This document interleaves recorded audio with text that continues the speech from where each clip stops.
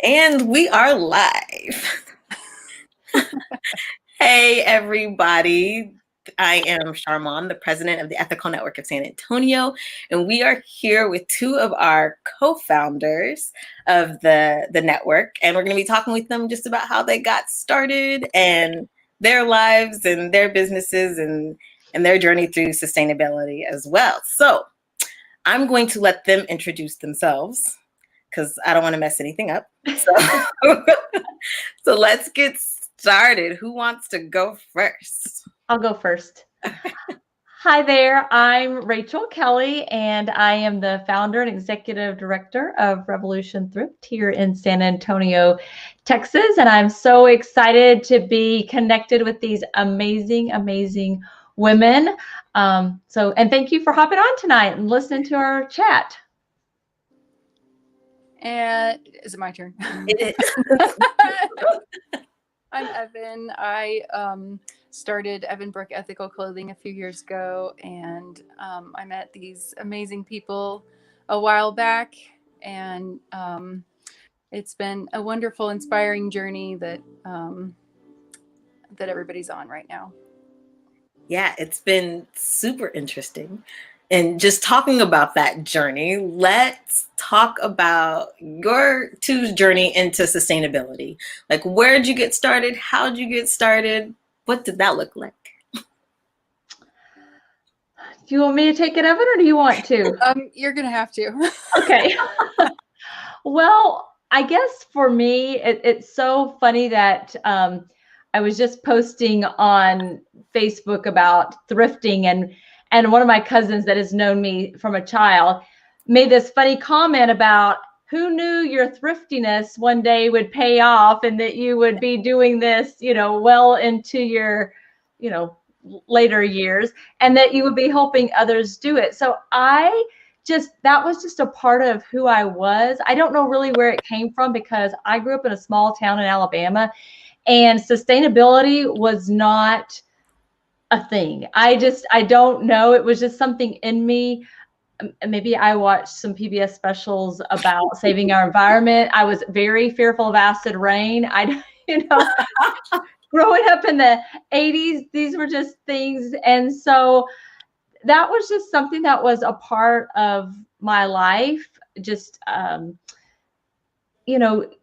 reducing, reusing, trying to make the world a better place. That to me was what sustainability was about. It was about just having a better environment and leaving a better environment for people in the future, well before I had children.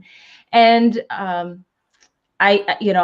that's looked like a lot of different things, from eating practices that I've gone through a whole different spectrum, and that has changed, but shopping practices, using some products, not using other products.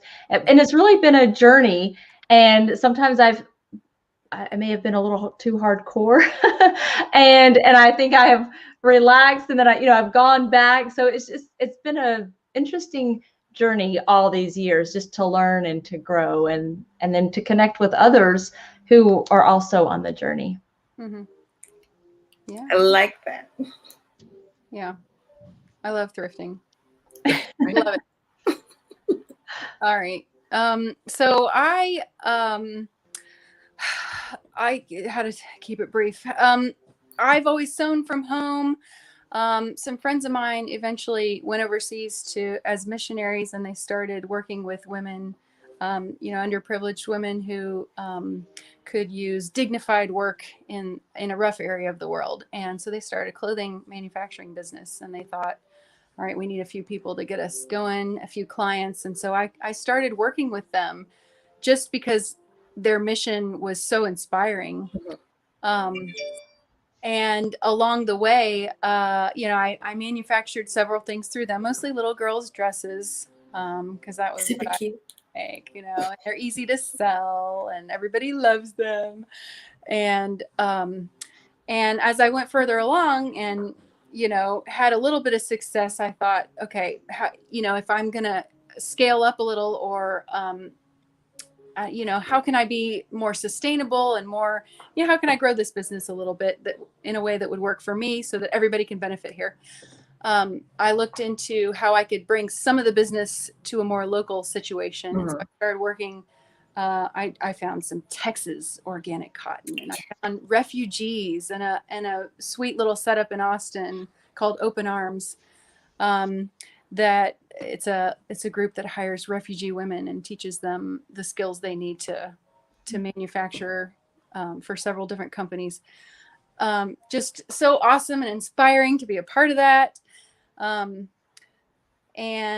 then I met Rachel kind of on a random, it was really strange. I think we had a friend of a friend that connected us through social media, and we were like, yeah, we should totally meet.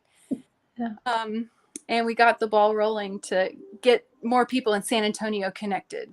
And that was awesome. It was awesome. It is awesome. We can help each other so much, and we can spread this message of sustainability and making your dollars count, locally and in the world. It's just really fun.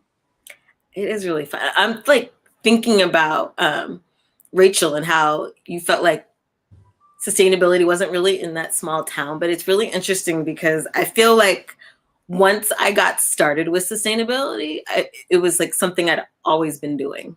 You know what I mean? Right. Like you said, like you always like reuse, you sewed at home, Evan.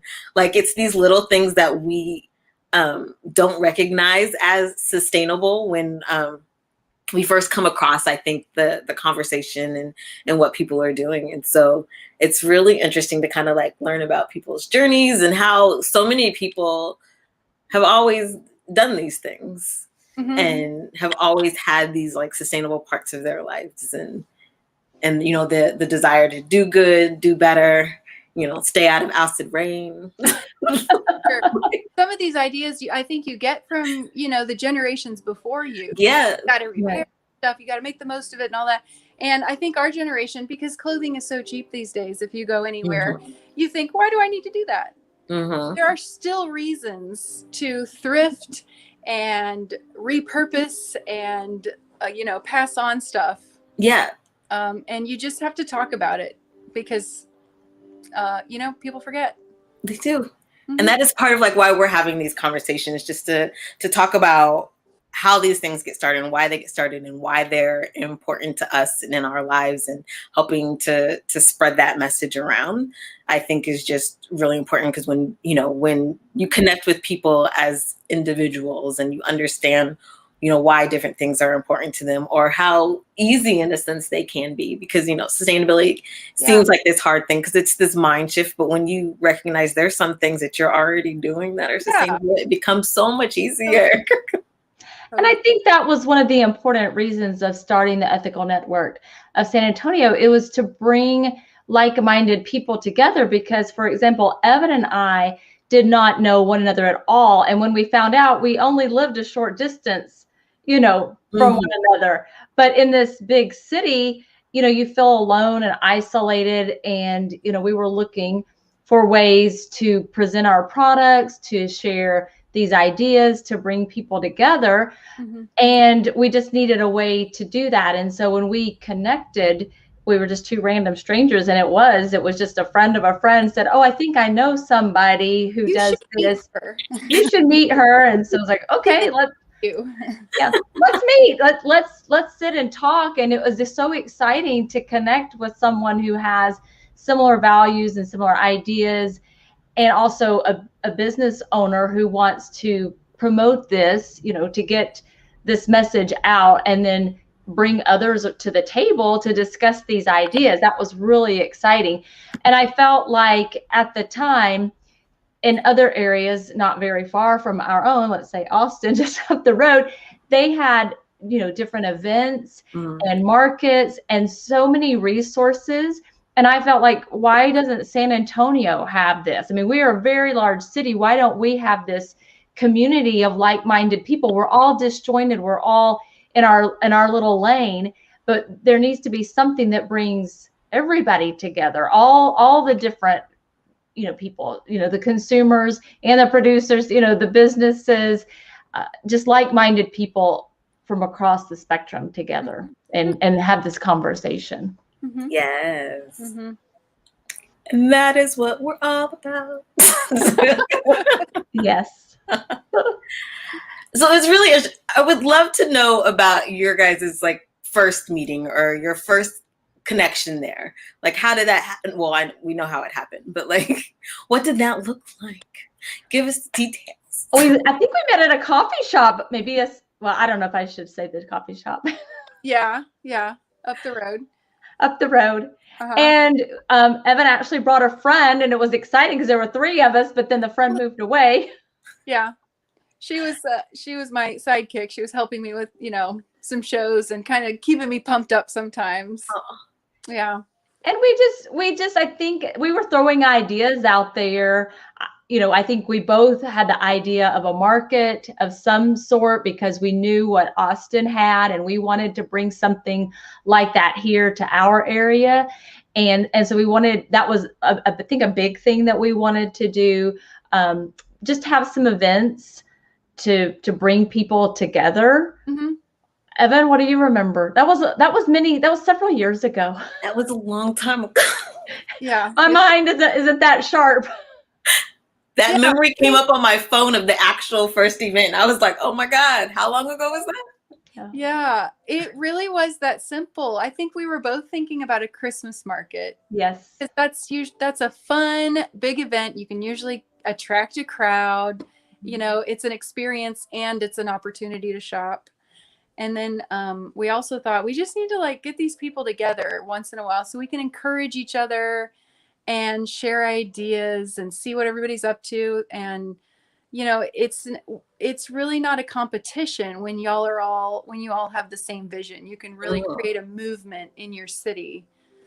And I think it has definitely started. Yes. We've caused a scene in some places.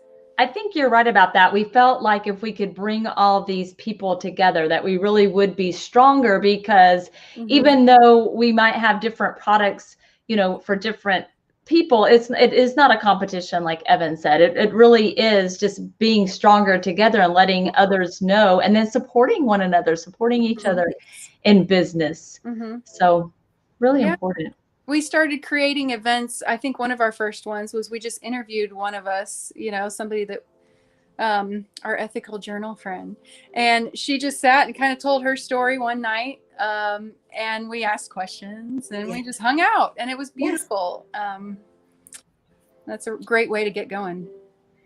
And I remember the night that I met you guys. We had all connected, was at the Seiko Designs with Liz Bohannon. Thank you. I was like the blonde chick. And she was there in the flesh. We got a picture with her. Yes. And that was, I guess, really one of our first things. Maybe that was one of our first things because she was coming into town and we asked her to come and speak, and we coordinated that and opened it up to the community. She was coming for another event, but she was willing to open it up to the community. And so we just started inviting people. We met you, Sharmon. Yeah. And I remember Evan had these little cards. I still have these cards. I think I threw it up in our stories one day. Like the first cards for the Ethical Network of San Antonio. We're a thing. It's a thing. And I was like, this is awesome. And I love it. And that's the night that I connected with you. And I think it was probably. Oh, yeah, that's right. Y'all were behind me. I was like, hey. That was it. What are y'all up to? You know what, Evan, too, I kind of credit you with that night of like saving my line, really. Oh. Because I was just getting started. And like somebody had told me about Open Arms before then. That's right. But I was just kind of like, okay, and because I'd had this whole like production plan, like set, had my manufacturer, the screen printer, everything was like set and ready to go. And then like my manufacturer ghosted me. And I was like, what do I do? And I think it was at that night and we started talking, and you had mentioned Open Arms, and I was like, somebody else had told me about Open Arms. And so like yeah, after you talked about it and told me about your experience, I'm like, okay, we're gonna call them because Yeah. we're in trouble here. So Oh, that's so great. That's just a testament to how powerful connections are. yes, Even small connections, you don't realize what a huge impact Helps they so can much. have. yeah. That sense of community, I think, is everything. And that's such a huge part, I think, of what INSA is just that community over competition. We say it over and over again, but I think it's so important to like hit home is, you know, when one of us wins, like all of us wins. If we can just help each other make it happen, Yeah. like lift each other up as a group. So Yes. That's it's a right. beautiful thing. So I kind of want to talk about our market. The market, as you guys were talking about the, you know, starting a market and specifically a Christmas market, Mhm. we made that happen. I say y'all made it happen. Charmant and Evan made it happen. I don't know. I think Sarah made it happen. And Sarah made it happen, yes. I just remember like thinking it was this huge thing. And yeah. It's a little, quite a bit of organizing, but you It know, was. you got to have your building, you got to have your location, Mm-hmm. and you got to create a fuss about it. Yeah.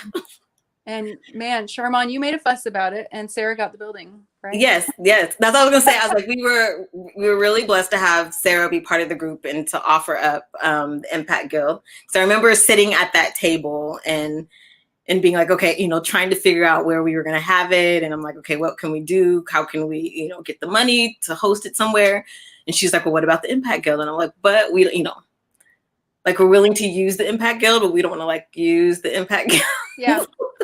Yeah. And I think that's the hard part when you're first starting, whatever you're starting, whether it's a business or a nonprofit or just, you know, a new group that's coming together. It's Mhm. how do you build it and do things without the funding?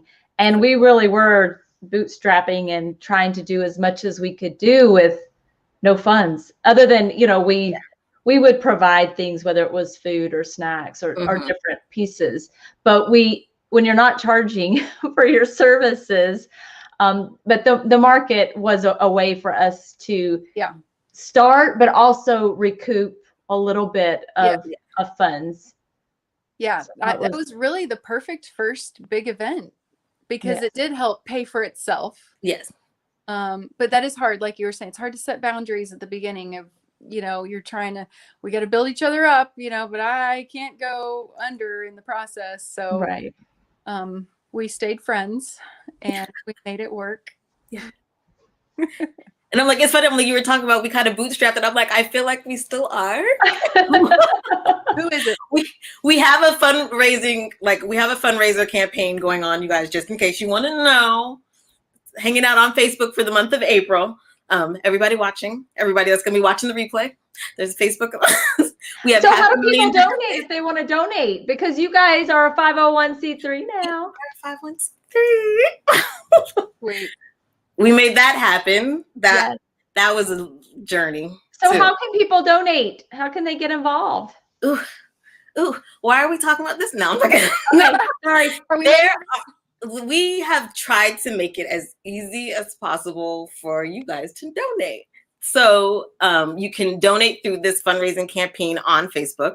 There is just a button that it lives on our Facebook page. There's a button that lives on our Instagram profile. There's a button on our website that will take you to PayPal. You can donate through PayPal, and you can donate through Cash App, and you can also add us if you shop Amazon. You know, I got my, but if you shop Amazon, you can shop like Amazon Smiles and like add us as a charity on there. If you're shopping unsustainably for a sustainable organization. I know, right? There are some out there on Amazon. There are. You gotta hunt, but there's some hanging out there. And you know, we always tell people it's It's progress over perfection. shall Let's go on do to- what you can, do as much as you can. Don't beat yourself up over the things that you can't. Mhm. Yes. Yeah, that's right. So, yeah. Okay, I was just giving that little plug. Thank you for the plug, Rachel. Do you want to plug your nonprofit, Rachel? Let's hear about yours. Sure. What's the latest? If you love supporting high impact, life changing charities here in San Antonio, then you can come shop, donate, or volunteer at Revolution Thrift. We would love to have you be a part of our organization. And where does Revolution Thrift live, Rachel? We live at 8513 Blanco Road. It's the corner of corner of West and Blanco Road. We would love to have you. Corner of San We will Antonio. survive COVID and Yes. a freak snowstorm. Sure. A lot That's of a blessing closures. all in itself. Isn't that just see, that's a God thing. It's amazing. You guys made it through. It is. We have made it, and our small and mighty crew, and our little we have such a great core, I would say, shoppers. Our community, they just come. They're like, "Oh, you're open. Okay, we're back." So it's great. It's a great place. So come check us out if you're in the San Antonio area.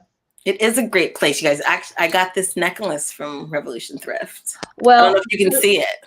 Charmon basically helped launch Revolution Thrift and birthed it.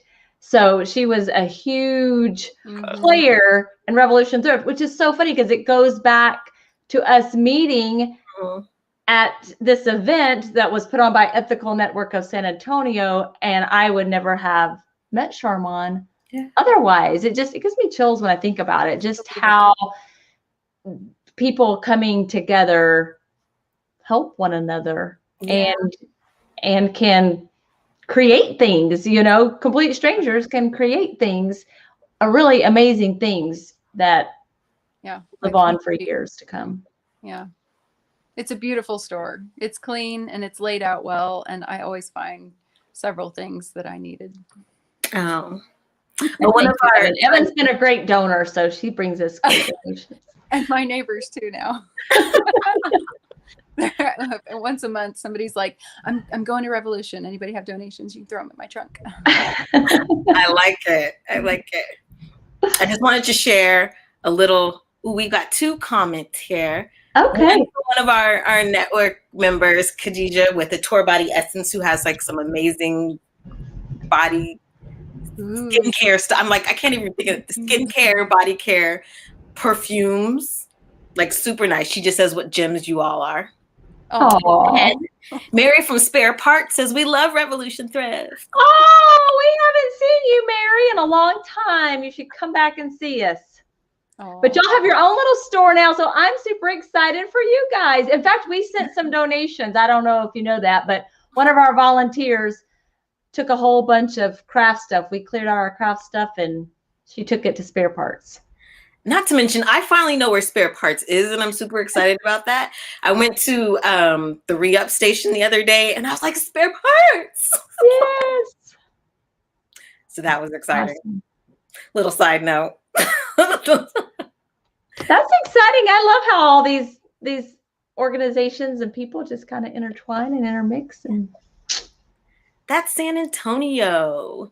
That's that keeping San Antonio sustainable. That's right. Or making it sustain. I'm going to say keeping it. We're just going to say keeping it because I feel like we're all here. We're just finding each other. Yes, I do. I feel that. And it feels better when you start finding other people that, you're not doing it all alone. It's like, oh, there's other people that have similar ideas and want to do the same thing. And it makes it a little easier. It does. It makes it so much easier. Yeah.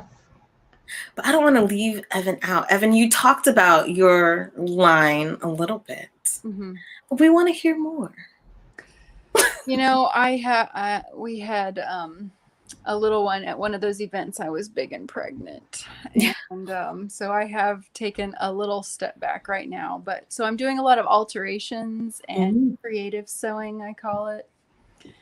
But yeah, we did we did a lot of dresses overseas. And then there was a spin-off of one of those organizations that did knitting. So they had this was so sweet. Some of the ladies that, it wasn't as convenient to go into work to sew. They trained them to knit from home. And so I purchased some of those knitted goods, and they were just beautiful. They used the best materials in the world. And that's on my website, evanbrooke.com. I'm pretty sure it's still up there if you wanted to find some of that. I'm not selling it, but there's links to other people. Anyway, really, really inspiring.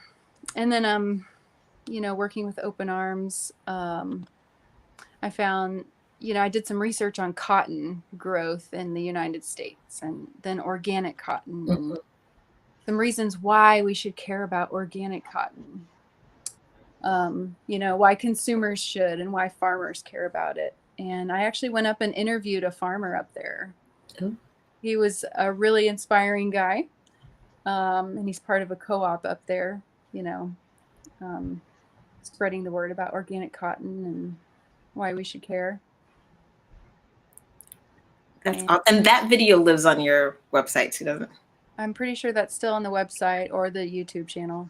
Everything's Evan Brooke. You can find it. Is there a YouTube channel? Do I know about this? I need to follow your YouTube channel. Like, let me get here real quick. It's a dose of humility. I don't really like putting my face out there a lot, but through the years you realize like people watch videos, and if you have a message that you want to share with people, if you've got something that you feel like people should hear about, it really is a good way to do it. So I did it. And so, I will humbly say, yes, those videos are still out there. I hope they help people. I love that video. I think I've watched it 5 times. Oh, thank you. I always go back and I'm like, look at that man. Oh, yeah, I'd like to do more. Actually, my kids are old enough to start helping me with them. One of them can even write like digital music to do in the backgrounds. We need to do that, but just sustainable homemaking tips and how to make the most of what you've got at home and repurposing things. And I like it. Well, if you want to do like a snippet, we can do an ethical chat with you. Oh, awesome. Well, once we get that going, I'll have a lot more to say. It's crazy. I don't know if y'all knew this, but it's been a kind of crazy year for people with kids. I can only imagine. And everybody else. I just had like a super lonely year, and I feel like I'm driving like my family crazy with all the text messages, and they're like, why are you calling? I'm like, I just wanted to talk. I have no reason. It's been a hard. It's been. Yeah. So we have a question. All right. What's next for you guys? What's next? For us? For Ethical Network. I'll talk about Ethical Network, but what about you guys? Well, I will tell you that we are looking, I'll put a plug out there, that we are looking for a manager for Revolution Thrift. And we are hoping to find somebody that will be able to continue that mission and really spend the time and hours that it takes. I have been the manager for over 3 years. I'm turning 50 this year, and I need somebody younger. I need somebody younger in there. So just so you know, we would love to have that, and for them to really be able to expand it even more. We've been open 3 days a week for 3 years, and we would love to have somebody with some younger energy in there that could really expand it and build the team out. So that's what we're doing. On another totally different something else that I'm doing that goes along with sustainability is I'm worm farming and vermicomposting. And I love it. And I hope soon that I will be able to provide my worm tea And so I've already been divvying up. My worms they survived COVID as well. I bought them. Worm tea? Like worm tea. You do not drink it. I was gonna say, I was like, what? Why are we drinking worms? We're not, but it is wonderful for your plants. And so they have survived also the heat of the summer and the freezing cold, and they have multiplied and moved into additional bins, and I'm super excited about that. So that was kind of my personal therapy to deal with life. And so I hope to be able to do something fun in a totally different realm and continue Revolution Thrift as well. That's amazing. I kind of like it. They're wonderful. I have not heard of that before. Really? I haven't. Worm tea for everyone, okay? I have to get an aerator, and then I'll be able to make my first batch. I mean, my worms have composted so much, and I'm ready to make the tea. I just have to get one crucial component to do that. A crucial component, but it's a secret. No, it's not a secret. It's just it's like an aerator for a fish tank. I just need to get one. Cool. And then I can start making the worm tea. So if anybody wants worm tea, y'all think of me. Maybe I can bring the kids over for a field trip, and you can do the worms. Yes, we had bees, but the bees died. But I managed to keep the worms alive. Oh, you had bees too. Oh, bees. Are you thinking about doing honey? Well, thinking about it, but gotta have the bees. Gotta have the bees. So the essential part. You know, it was all going good till they died. So anyway, we're starting a little homesteady farmy thing going on. So but we're learning because we don't know what we're doing. Yeah. So anyway, nice. Don't count on any honey. No honey to go with your tea. Not right now. Tea for that first. The other day, my 3-year-old goes, "Mom, look, a worm." And she put it in my hand, and it was a snake. Oh my God. It was small, but you know, she did that. Oh, how fun. I dropped it, and all the other kids are like, "Where'd it go? Where'd it go?" I want to see. So we need to come over and see the worms. You do. The real ones. The real ones.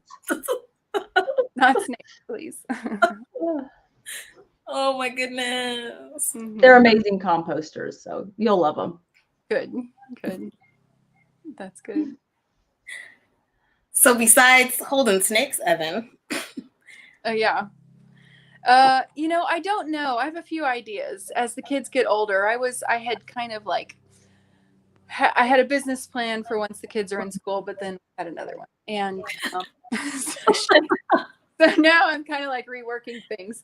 So the sewing and alterations is going well in creative sewing. And then also I have all these sustainability ideas, like we said, just kind of homemaking and making it work at home. I've done a lot of, I don't do worm farming, but I do a lot of other very creative things. But especially a lot of it comes back to sewing, because sewing, I tell people, sewing is not rocket science. And, you know, I've got a basic machine, and you just need to figure out what your machine can do and what you can, you know, what the needs are in the family. And I think maybe some more YouTube videos, or if I could, you know, I would love to see more Texas cotton. That's the direction I'd like to go in. I think there's some Texas companies or Texas teams that need to be wearing Texas organic cotton and supporting that cause. And maybe we can get that going in San Antonio or Austin. Well, you know what else is a really good idea? Mm-hmm. I hope somebody takes it. Somebody like you who is creative and can sew, that they could take thrift store cast-offs, things that cannot be used because there's a small stain or a button's missing or there's a small hole, and they could create a clothing line. Yeah. That would be great for somebody to run with. Somebody. Somebody out there. Fun. I bet could you do that. supplied all the free material you wanted. Yeah. So, I mean, I have been doing a few things. We have a little Rev T projects where we make like scrunchies and earrings and different things. But I feel like clothing would be an even more fun thing. Speaking of which, small little plug, INSA is opening up Texas Fashion Week this year with a fashion show. We may change the name. I guess not everybody's loving the name. The secondhand. It's a secondhand first fashion show. So it's all about like secondhand and thrifting and upcycling and getting people to love that and showing the amazing things you can do. So wow, if somebody exciting wants to create something to join that, yeah, yeah, love it. Let's make it happen. Yeah, yeah. You almost have to with thrifted stuff, you know. I mean, at least I don't know. I feel I'll get a lot of thrifted stuff and then I'll alter most of it. You know, you got to make it your own. You got to make it fit. You got to mend it a little bit. But if it's survived long enough to look good in a thrift store, it might be worth your time. Agreed. I get tons of things from thrift store. I don't know. I would say like 90% of my wardrobe is thrifted. And some things I mess with, some things I don't. I wouldn't say I'm particular. I like to have fun. And I feel like, thrifted clothes are just like my paint. That's the way I paint, is with these like thrifted pieces, and I get to throw them together and just see what happens. And it's just a fun little canvas. And that's all this is. And it's a conversational piece, because like I've said, women like to talk about their clothes. We always compliment. Oh, you look nice. Oh, look at your cute hairband, Charmon. Where'd you get that? It's so easy to plug that in everyday conversation. And isn't it so much better when you have a fun story to tell, or some bit of inspiring, hey, you should try it too. You should head over to Revolution next week, We always tell people they should head to Revolution. Yeah. But some of us aren't as creative as you amazing ladies, because both of you can sew and you are creatives. So I think for those of us who aren't on that spectrum, we just buy it and go. But Charmon arranged them. Didn't you do all the mannequins in the store? Yeah, she's creative like that. That was so beautiful. They're not that creative anymore, I'll be honest. You got to get her over there. I'll back. The girls aren't as colorful. They're just kind of. They're just dressed. They're just dressed. We're due for another photo shoot, though. All right, good. That's true. Get you some social media content. Oh. So I guess what's next for us? Okay, as soon as I get my clothes to stay on, we're having issues there. But so Ethical Network of San Antonio is growing exponentially. I feel like it has been a crazy few years. I'm super excited about all the people we've been able to connect with and things we've been able to do. So we had quite a crazy year in 2020, just trying to, stay out there, make sure we were providing as much support for the community and the small businesses as possible. We started ethical chats, everything pretty much moved online because of the whole personal pan pizza and that, yeah, it's just been an interesting journey. So we are picking things up and then slowing them down at the same time, if that makes any kind of sense. But our biggest thing is, opening up membership this year. So if, any individual or any business that wants to become a member of Ethical Network, we have our application now open on the website. And we're doing little business meetups, or we're getting ready to do another one. We've joined up with this digital marketing expert, and he did an amazing session with all of us on like social media marketing, and he wants to do like a Clubhouse kind of thing. And so we're getting ready to plan like a little intro to Clubhouse and why Clubhouse works for you and how to get it to work for you kind of thing. Mm-hmm. So have you guys done I can't get on Clubhouse. I don't have an iPhone. Yeah. But it's like this huge thing right now. And he's like, everybody needs to do it. And we're like, okay. You better do it. I know. So we have that coming up. But the two things that we're focusing on this year is, of course, our Good Market, and then the fashion show for Texas Fashion Week, which we're really excited about since it didn't get to happen last year and it's happening this year. So those are our two big events, and that's kind of what's next, friends. Nice. When is Texas Fashion Week? October. I have dates. It's the first Friday. Is it the first? The first Friday of October. And where? We're holding it at the Brick. Oh, fun. Well, so this event's at the Brick, yeah. And surprise. Okay, I'm leaking something. The contracts aren't signed. I don't know if I should leak it. I'm going to leak it. The Good Market's going to be at the Brick as well. Ooh, how fun. Yay! Yay! The contract is sitting on the owner's desk right now. So. Woohoo. Well, I just want to give a shout out because, when Evan and I met at that coffee shop several years ago, and even when we had the chats and we had the market, it was hard. I mean, it was hard just carving out time and making the time when we all were so busy with our own businesses, and Sharman is busy with her own business plus a full-time job.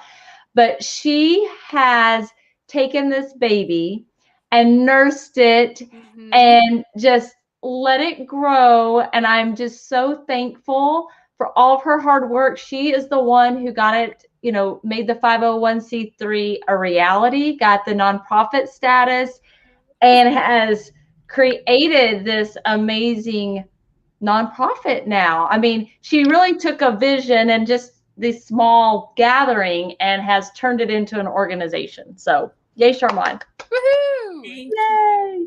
Thank you.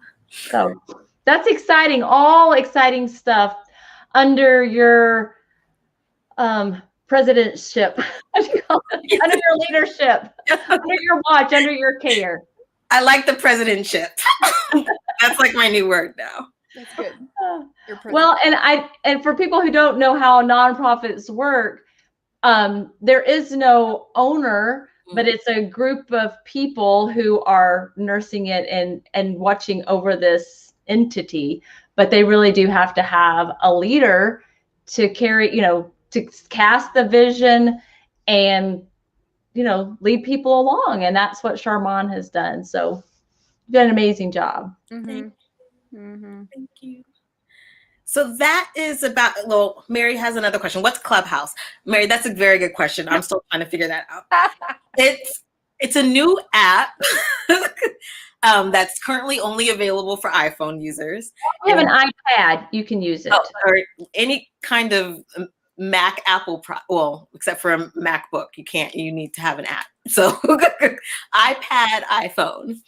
And it's voice-based. So there's no video, no pictures. It's just people talking. It's pretty awesome. I got on when it first, before it launched. Well, it was back in January.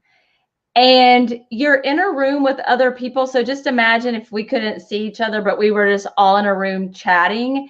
And instead of Mary typing in her question, Mary would say, hey, what are your plans for the future? And then we would just discuss it. And I think that's the really cool part, is that you have this instant connection with people because they can hear your voice and you can hear their voice and you can have a conversation. It's really unique in that way. So it's like a live podcast.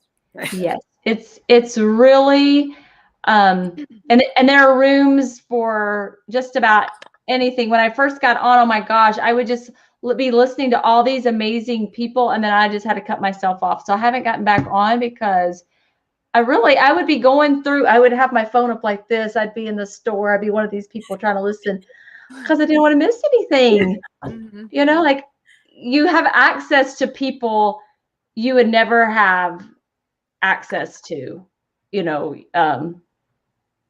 I just remember I was in a room. I don't know if you know who Grant Cardone is, but I was in a room with Grant Cardone, and you could just ask him a question. I mean, he usually charges $25,000 to be in a room with him. And here I could be like, hey, Grant, what do you think? You know? Yeah. So you have access to a lot of different people that you would not normally just be able to chat with. It's kind of crazy that way. Mm-hmm. So Nice. if anybody needs an invite, if you have, you can message me. I can send you an invite. I don't know if it's still invite only. When I first joined, it was. It is still invite only. I have an invite that I cannot use, but I have an invite. Yes. Just make sure you're going to use it, because I sent some people an invite who said, "Oh, I want to use it," and then they didn't use it, and then it uses your invite up. Oh man. So That sucks. that is. But anyway, it's a really neat app, but I just think you have to monitor yourself. Mm-hmm.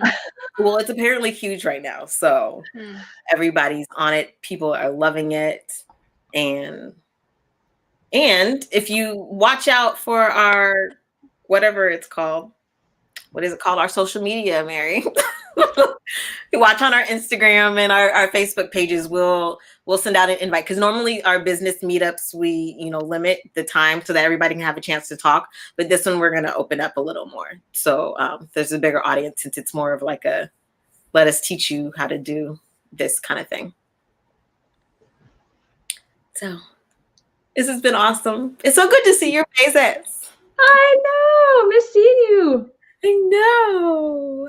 Let's go get coffee sometime. We need to. Mm-hmm. Let's make that happen. Like, I'm fully vaccinated now, so I guess we can close it out. Is there anything that you guys want to leave people with? Any words of wisdom? Any tips, advice? I will just say that if you have something on your heart or mind, just reach out to another person. You don't know where that meeting could lead, even if it's somebody that you don't know. Just as Evan and I met, I don't know how many years ago. It's been 5, 6, something, and we were just complete strangers. It was just, hey, you want to meet up and just talk and chat about some things. And, either one of us could have found an excuse to be like, no, I really don't want to make that effort. But if it's something that's just stirring in your heart and it's weighing on you, like, I really would like to do this, or I should do this, just step out and do it. I mean, what's the harm? We could have met that day and we could have had a coffee and just had a great time and then gone our separate ways, and nothing could have come from it. And that would have been fine. Mm-hmm. But now look what has come from it. An amazing organization, a whole bunch of connections, the support from, different people that are interconnected now because of this organization. And that was all just because of a chance meeting between two strangers. So I'll just say, if something's on your heart, on your mind, step out, reach out, and you don't know what that little small interaction or connection, what it could lead to. Right. Mm-hmm. I might cry. That's so beautiful. Okay. I'm trying to think of something inspiring. We all have wild ideas. You like Rachel said, you just have to try stuff, and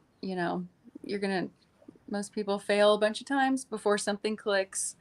Sustainability does look crazy sometimes. Wearing thrifted clothes might feel strange sometimes, or for some people not having the latest fashion, or whatever it is. When you have a cause behind it that you believe in, there's power in that. And like Rachel said, sometimes nothing comes of it, and sometimes something awesome comes of it. So keep taking chances. I like it.